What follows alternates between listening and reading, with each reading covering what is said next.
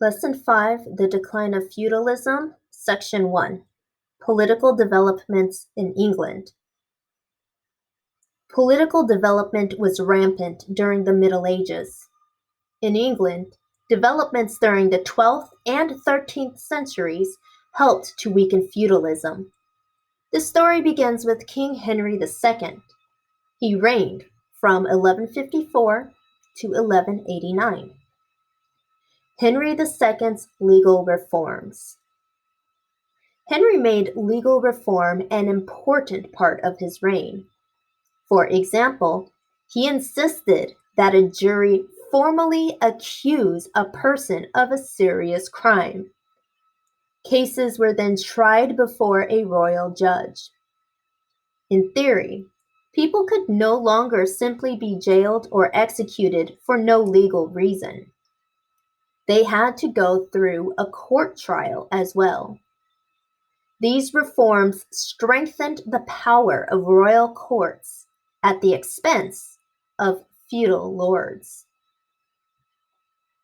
Henry's effort to strengthen royal authority led to a serious conflict with the Catholic Church. In the year 1164, Henry issued the Constitutions of Clarendon. The document spelled out the king's traditional rights. Among them was the right to try clergy accused of serious crimes in royal courts, rather than in church courts. Henry's action led to a long, bitter quarrel with his friend, Thomas Becket. He was the Archbishop of Canterbury. In 1170, 4 knights, perhaps seeking the king's favor, killed Becket. He was standing in front of the main altar of Canterbury Cathedral. The cathedral and Becket's tomb soon became a popular destination for pilgrimages. In 1173, the Catholic Church proclaimed him a saint. Still, most of the constitutions of Clarendon remained in force.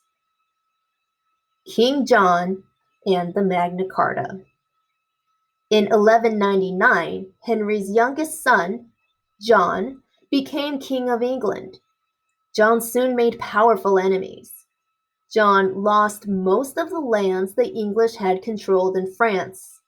He also taxed his barons heavily. He ignored their traditional rights. John arrested his opponents at will. In addition, he quarreled with the Catholic Church.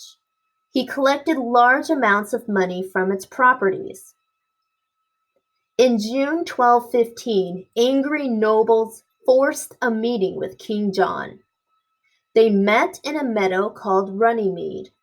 This was beside the River Tyne outside of London.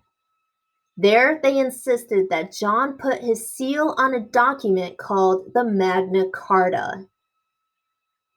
This means Great Charter in Latin. The Magna Carta was an agreement between the nobles and the monarch. The nobles agreed that the monarch could continue to rule. For his part, King John agreed to observe common law. He also agreed to observe the traditional rights of the nobles and the church. For example, he promised to consult the nobles and the church archbishops and bishops before imposing special taxes.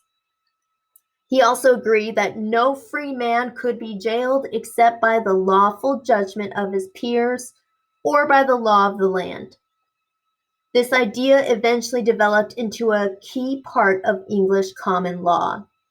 This is known as habeas corpus.